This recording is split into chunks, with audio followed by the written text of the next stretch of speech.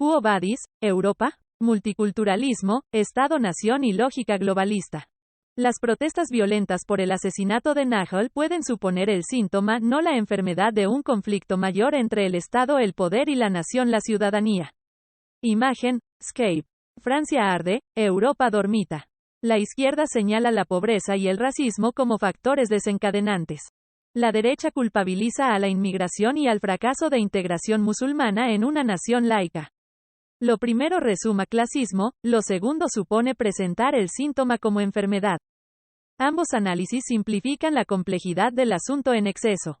Mientras tanto, el presidente Macron, haciéndose el ciego, sordo y ya convertido en caricatura, responsabiliza a los videojuegos, a los padres y a las redes sociales, o sea, el yuppie de Elton John nos mea encima y dice que llueve, y, además, sabe que lo hace sobre mojado. Siempre conviene hacer memoria, cosa que ni Francia ni Europa tienen por costumbre, para que el árbol no tape el bosque, y para que la irracionalidad no nuble la vista por doquier. No fue esta la primera vez ni será la última que arda Francia, ni tampoco Europa. El antecedente directo con mayor similitud a lo vivido este verano en Francia lo encontramos en 2005. En octubre de aquel año, los disturbios y quema de coches se iniciaban cerca de París, extendiéndose al resto del país y a otras ciudades de Europa. 1. Aquellos altercados comenzaron tras la muerte de dos jóvenes musulmanes de origen africano en Clichy-sous-Bois, banlieue situado al este de París. Siad Bena, 17 años, y Bouna Traoré, 15 años, fallecieron electrocutados al trepar a una subestación eléctrica para huir de la policía.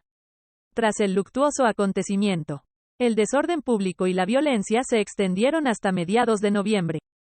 Las declaraciones del entonces ministro de Interior Nicolas Sarkozy tampoco ayudaron a calmar las protestas al llamar escoria a los manifestantes.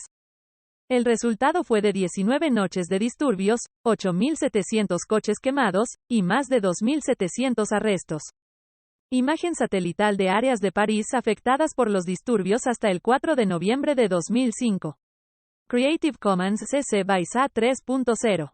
En lo sucesivo, el choque interétnico, religioso y multicultural en territorio galo nos retrotrae a noviembre de 2015 con el viralizado ataque al Teatro Bataclan, 90 muertos y múltiples heridos. Y a enero de ese mismo año por el ataque al satírico Charlie Hebdo, 12 personas asesinadas y 11 heridas. Hoy mismo, 8 de julio de 2023 y tras una semana de ira por el homicidio de Nahal, los disturbios se reavivan en París por las concentraciones no autorizadas en torno a la marcha anual que conmemora la muerte de Adama Traoré, muerto en custodia policial en 2016. 2. Sin embargo, me pregunto, ¿por qué lo llaman crisis nacional cuando quieren decir nueva normalidad? Sin rehuir el cierto pozo de verdad en un cada vez más enquistado conflicto interétnico y religioso en la construcción social de la multiculturalidad europea, una encuesta de Pew Global revela que un 42% de musulmanes en Francia se sienten ante todo musulmanes. Ni francés ni europeo. 3. Las protestas violentas por el homicidio de Nahal pueden suponer en realidad tan solo el síntoma de un conflicto mayor entre el Estado, el poder y la nación, la ciudadanía.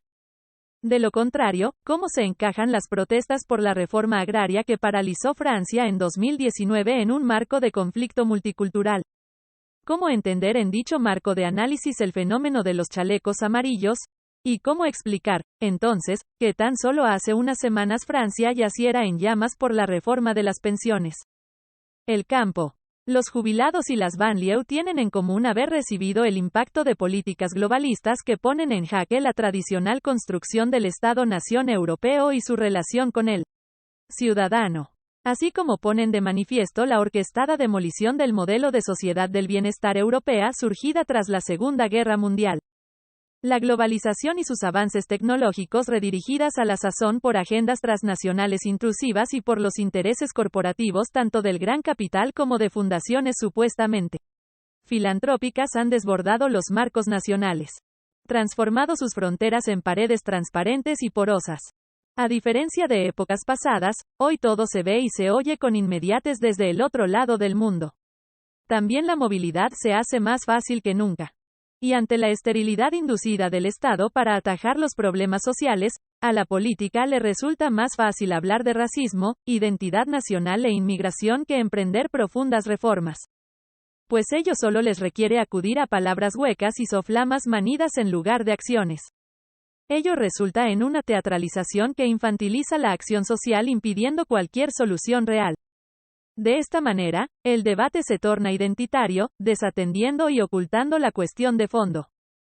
La suplantación del tradicional Estado-nación por un poder transnacional tutelado por élites globalistas al tiempo que se fomentan identidades flotantes, desarraigadas de toda sujeción local e histórica. Además, como venimos advirtiendo algunos desde hace lustros, el actual revisionismo del modelo multicultural se encaja en un contexto de reordenamiento geopolítico, de maximización de recursos y de reforzamiento extremo de las políticas de securitización de las fronteras. Apenas una década después del colapso financiero y cuando el mundo aún trata de recuperarse social y económicamente, se desencadena la pandemia de la COVID-19, oficialmente declarada el 11 de marzo de 2020. Se aunan así, a escasas 2 décadas del inicio de siglo, una crisis de seguridad y estabilidad geopolítica con otras 2 de carácter económico-sanitaria. Asimismo, desde 2021, podrían estar sumándose una crisis de carácter energético con otra de discontinuidad en la cadena de suministros de bienes y servicios. Además de todo ello y de la persistente amenaza del yihadismo, como ocurriera durante la Guerra Fría, 1947 a 1989. El mundo vuelve ahora a ser tan multipolar como inestable por el auge acelerado de China y Rusia. Asimismo, causa del multiculturalismo y la globalización, la blanquitud se ve inmersa en la percepción de pérdida de la nación como sinónimo de hogar y seguridad al tiempo que propicia la reaparición de populismos y movimientos identitarios que reclaman un uso distinto de los recursos y las fronteras. Al mismo tiempo, entre otros descontentos varios, la sociedad mayoritaria también se revela ante el deterioro de la piedra angular de las democracias liberales denunciando, a un lado, la erosión en la libertad de expresión y, al otro, cuestionando el reemplazo iliberal de algunos derechos individuales por derechos grupales. Para sus críticos, el multiculturalismo en su vertiente contemporánea y liberal y globalista politiza las minorías restando su autonomía y estereotipando sus relaciones interculturales. Genera la autosegregación cultural de carácter autorreferencial, que los condena a la marginalidad, socava la cohesión social, y potencia la fragmentación de la identidad nacional. 4. La lógica globalista es simple. Lo nuevo nace del borrado y superación de lo viejo, y toda reconstrucción viene precedida de una destrucción. Tabula rasa como ritualística del progreso. Lo nuevo es bueno, lo malo viejo. Resistirse a ello es retrógrado y ultra, entregarse al progreso es cool. Maniqueísmo pueril. Mera mascarada para el idealizado desierto de lo real. Donde la polarización identitaria potenciada por las élites de uno y otro sino se convierte en el martillo globalista con el que hacer implosionar la unidad de las naciones.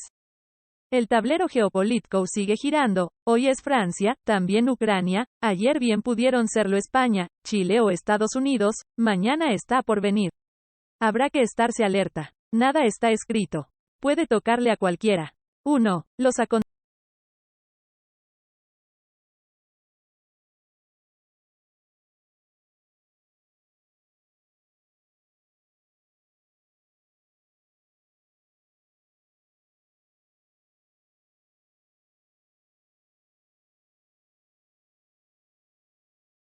J.M. Persanch doctorado por el Departamento de Historia Moderna, Contemporánea, de América y del Arte en la Universidad de Cádiz y Ph.D. por the University of Kentucky en Estudios Hispánicos. Hoy es profesor con amplia experiencia, investigador reputado, conferenciante y analista. No edifica pensamiento desde ninguna trinchera. Le interesa comprender cómo operan las estructuras de diferenciación y cómo se replican los procesos de legitimación en sociedades contemporáneas. Editó el primer dossier académico aparecido sobre blanquitud hispana en el campo de los estudios hispánicos. Ha publicado extensamente sobre el asunto, así como acerca de temas raciales, étnicos, y afrohispanos. Entre otros proyectos, está trabajando en 2 libros.